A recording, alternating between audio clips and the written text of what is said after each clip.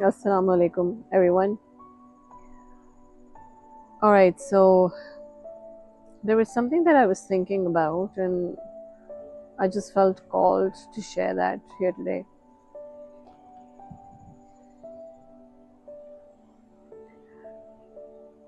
Sometimes, there we go through emotions in life and situations in life where we feel that, where we believe that we are on the right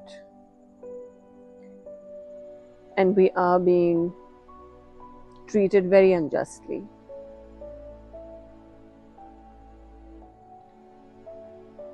But only during those times where you feel isolated, abandoned, wronged, and you're trying to make sense of, what is going on, why is this happening to you, despite all the efforts that you've put in. The power of this very act of silence really becomes, the key to moving through those dark times. And the reason why I'm saying that is, and why I believe that is a powerful tool, because no matter how much you try and explain, no matter how much you try to justify in your own head that sharing, saying, talking, explaining will make other people or the ones who've wronged you understand, unfortunately it doesn't work that way. And why it doesn't work that way is because if it had to work, it would have worked, because you probably have done that a gazillion times already, right? And when the wrong and the betrayal runs so deep that you're almost sitting and questioning yourself what's going on, the need, the desire to go out to, say it out loud, yell, get that out of your system, only does a disservice. Because what it actually is going to do is, it is going to put you in a more, it's going to take you deeper into the state that you already are in, right? And it's going to become harder and harder to get out of that well that you already are in. So what is it that will give you the strength and clarity during such times? It is really silence. It is really absolute pin drop silence within your own existence, within your own being. And once you're going to learn to sit in that, because it is going to be very, very uncomfortable. So once you learn or train yourself or pray for yourself to sit in that silence and in that discomfort will slowly become a little bit comfortable. And as it would become a little bit comfortable, this clarity will start to surface.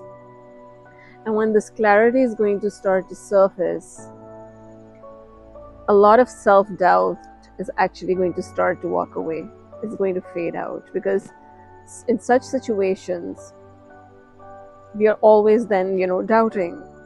Could I have done things differently? Could I have done, things any better? Could have I, said this or that? Could I have, sacrificed a little bit more? Could have I not wanted to, have my needs met? And then you go back into that loop of, really doubting your own self. And in all of that, the more you're going to, really lean into this desire of, oh, I want that to be known and heard, and how I'm wronged is just going to make it worse for you. So really, literally, shedding that, sitting in the discomfort of absolute pin drop silence, looking inside, sitting with that, facing your soul in that moment, really facing your soul in that moment, is going to, remove the fog slowly, gradually, but in a very profound and deep way. And when I say profound and deep, I mean it's going to actually be engraved within you. And you will understand how important a lesson it was for you to actually go back and face yourself, face your mirror, face your soul, and see, what is it that I was doing, that I had, concocted or believed about myself, that I did not have, or that I needed, that I went seeking. And when I went seeking it, I realized it wasn't there either. And then that has caused me the pain. And that pain, when you're sitting in that silence, makes you, when you're facing the pain in that silence, epiphanies start to happen. Information starts coming to you. You start making sense of things. And you realize that I was always enough. I always had that within me. I did not need the outside world to validate that for me. I did not need to be or become somebody that I was not in order to get what I really thought I needed, but I always had it, right? It is this embodiment of absolute wholeness that we all carry. But as we are growing up and living in this world, having these social interactions, we realize, oh, maybe I'm not up to the mark. Maybe, in school, this friend knows it better. She is smarter. He is stronger. I'm not good at math, or, I could have been a better sports celebrity in school, whatever. And in all of it, you start concocting these beliefs about yourself, which are not true. They never were true. So really, going back to the initial point that I had, that what is it that I need to see, that I've been wanting to see in the outside world, was always within me. And when we go through these cycles of betrayal, devaluation, not making sense, we are unable to make sense of why things happen to us the way they do, despite all the efforts that we think we're putting in, and we are. It is really the silence that brings us back to ourselves. And we really need to learn to be within ourselves, to really tap into the gifts that the divine has given us, so that we can nurture them more.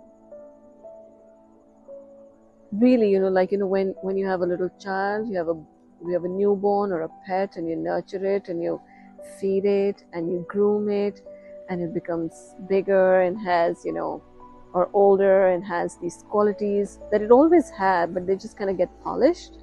That's exactly what we've got within us. And we're always looking outside that, he, she, it, they will do it for us. Or my job is going to do it, or my career is going to do it, or ABC is going to do it, or XYZ is going to do it. No. It really is us that does it, because we've got it. It is within us. We just don't look enough. We're always, the locus of control is always external. And then there is noise, there is chaos. And therefore, it is so important to embrace the silence. It is so important to sit in that. and discover ourselves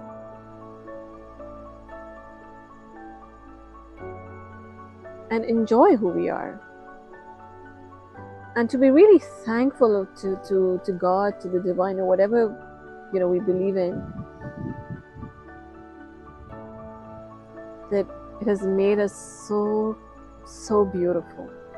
And beauty is not only how we look, the beauty of the being, the essence, the traits, the capacity, the resilience we all have, that it takes us sometimes really, really hard, tough lessons in life to come back to and tap into. It is exceptional. And I personally believe that the silence is really a gift. It's really a gift. And I'm not saying solitude alone. Solitude comes with it. But silence is really the gift. Yeah, I think that's about it. That's what came to me today, and I thought I'm just gonna park here and share that with all of you. Thank you for listening. Assalamu alaikum.